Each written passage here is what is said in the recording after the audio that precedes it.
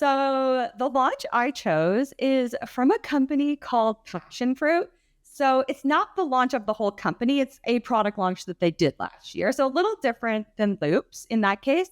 So Passionfruit, if you don't know, it's a platform that helps creators manage their sponsorships. Their slogan is where creators do business, which I love, by the way.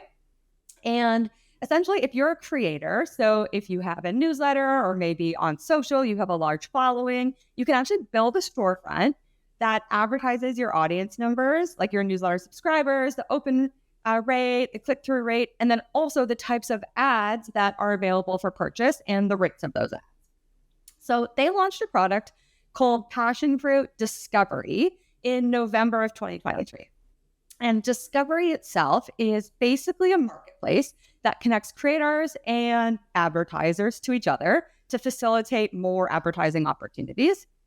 And it's important to know that previously, as a creator, you could create your storefront and you'd have to share the link elsewhere to be able to get the advertiser to come to it. So there wasn't really like a discovery element on the site.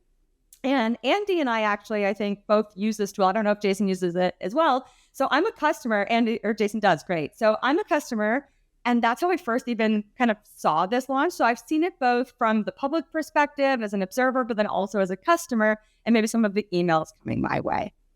And there's a few things I really liked about this campaign. So I've broken them down into a few themes.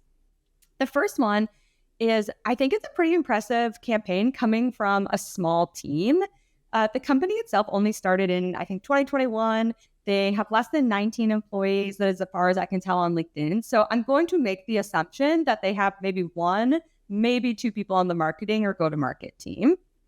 And the launch, because it's a marketplace launch, it's actually a double-sided campaign, right? They need to market to both partners to get more partners on it, but then also market to creators to get them to engage with the product and reach out to the different advertisers. So in some ways, it's almost double the effort, I think. So I loved that. One other thing that I loved about it was that they build out loud. Build out loud was one of the main things I've been loving in the tech scene in general recently. And not just building out loud, but also iterating based on how you're building along the way. So a little bit different than the Rolling Thunder, but similar concepts. So they had a beta launch in September. And because I'm a customer, I actually received the email inviting me to the beta. And I noticed a few different things. First, I noticed that the way that they were messaging this to partners or advertisers was completely different than how they were messaging it to customers. So for advertisers, it was called Passionfruit Partner Network, and then also Passionfruit for Partners. And first of all, the fact that they had two different names for that was confusing, but I got the concept, but it did feel very advertising heavy, right? It felt like something that the partners need to opt into versus as a creator, like, how is this relevant for me? But the email that I received as a customer, it said Passionfruit Discover. So I was like, okay, that makes sense. Then when I noticed when they actually launched the product in November, they launched it for both sides as Passionfruit Discover. So I'm assuming that they took the feedback and they found a way to really make language work for both sides of the marketplace, which I think is important. Like, it feels like one cohesive product. It doesn't feel like two separate products, one for partners, one for advertisers. So how that kind of came to life was Discover Partners was the slogan for creators. And it says, explore an exclusive collection of partners ready to connect with you and to book partnerships. But then on the flip side, the value prop was discover creators. So exactly the same action verb. Find the right creators to reach your audience on all platforms. I just felt like between that time from beta to launch, it was maybe only 2 months, but I felt like they did a really good job of testing the value prop, testing the language, and kind of polishing up the name. The next thing they did was they doubled down on one channel, and that channel was ProductHunt. And as you guys know, I'm a big ProductHunt fan. They were able to land the top 3 products of the day and the number 2 product of the week in the marketing category. They got over 1,000 upvotes, which was pretty impressive, and tons of comments. And the ProductHunt launch was really focused on the partner side of it, not the creator side, which I thought was smart. Like, they really stuck to one ICP. And then the creator side was really done via like a channel marketing in email. But, and Jason, actually, you covered this on PMM files. On launch day, they actually did some really cool live pivoting as well, which I love. So they were sitting at about top 3 products of the day. They wanted to get to top product of the day. And so they actually created some really cute LinkedIn content where they're trying to get like a late date boost, get some engagement. Unfortunately, they didn't actually hit top spot of the day. They did secure top 3, but I thought so many people plan a launch, they ship the launch, and then they kind of move on. And it was so clear that even on launch day, they were thinking strategically and were really listening to like customer and market feedback and evolving on the spot. So super impressive, again, from a very small team. Final one is that they created urgency, and creating urgency is very difficult to do. Usually the launch of something means it's now available for everyone, but they actually provided a special offer for the first 48 hours for partners. So advertisers could essentially skip the waitlist and join for free if they joined in that first 48 hours. After that, it would cost them $99 a month, and they'd have to get in line in the waitlist. And so I actually emailed the CEO of Passionfroot, and he got back to me literally minutes before our call. And he said that during the ProductHunt launch week, they actually saw a 3x increase in sign-up rate from partners. And they do believe that that was because of how much effort they put into the ProductHunt launch and that urgency offer. So pretty impressive. I think it's hard to drive that kind of an uptick. And then final thing I'll say, I see the time is running out, is I think this launch has a little bit of an Easter egg. And as a Swiftie fan, I love an Easter egg. And so internally, this project was actually nicknamed Fruit Stand, which is so cute.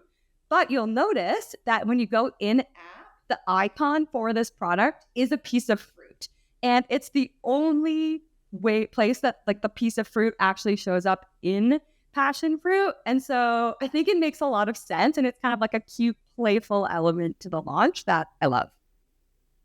And I'm out of time. Okay, what do you guys think? Great one. Right down the wire. I love that one.